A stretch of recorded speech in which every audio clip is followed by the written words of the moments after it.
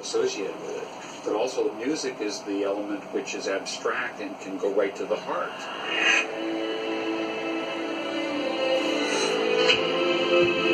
The music of John Williams and the music of Star Wars are inseparable.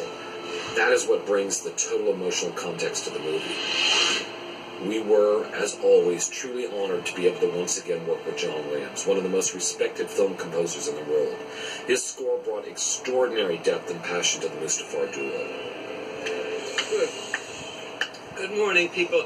We will start with 7M8. Star Wars is essentially a silent movie, and in this particular case it's even more so because it's an action sequence with no dialogue in it. So when I talked to John Williams, I said, listen, this is a perfect place to have a new theme. Every film would try to at least bring in one new theme, and I said this is sort of goes beyond the duel of the fates, which we used before. Because now the people who are fighting are friends, so it's the kind of tragedy duel of the fates.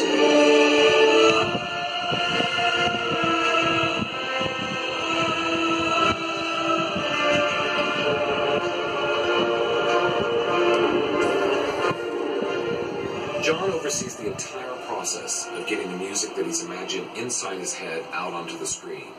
He and his music editor, Ken Womberg, work with a staff of orchestrators, and of course the extraordinary London Symphony Orchestra, a group of more than 100 deeply talented musicians. If you lift the bow on the second beat, it might be helpful.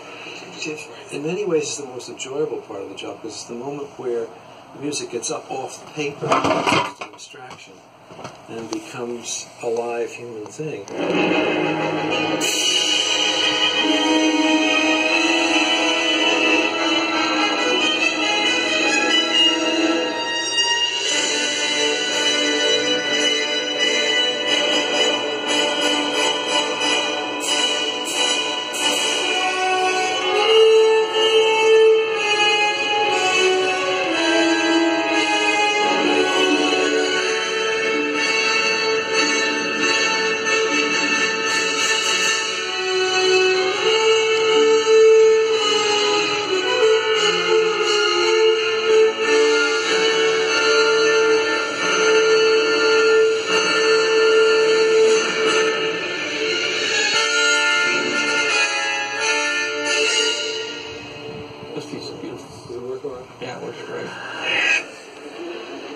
With dialogue, sound effects, and all the music completed, it's the sound mixer's job to make sense of all of it.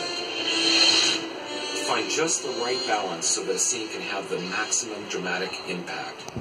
There's, probably 200 tracks worth of material, and those are all played together through the speakers in the theater, and you make a judgment as to how the audience will hear this. You make adjustments.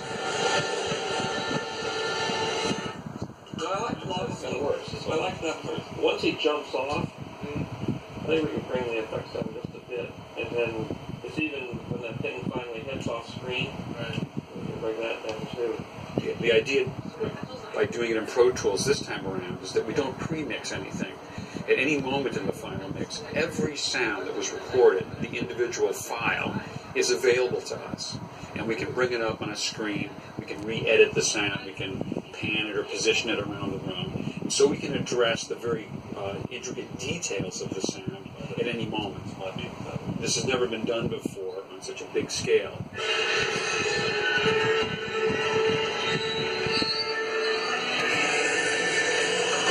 It would be good if we could bring that up just a bit. It's awfully hard. It's hard. I think it's about as Hard much as you to can take go it. with it. It's not a heavy dance. It's thin and weak. Like me. The music team hears the trumpets and the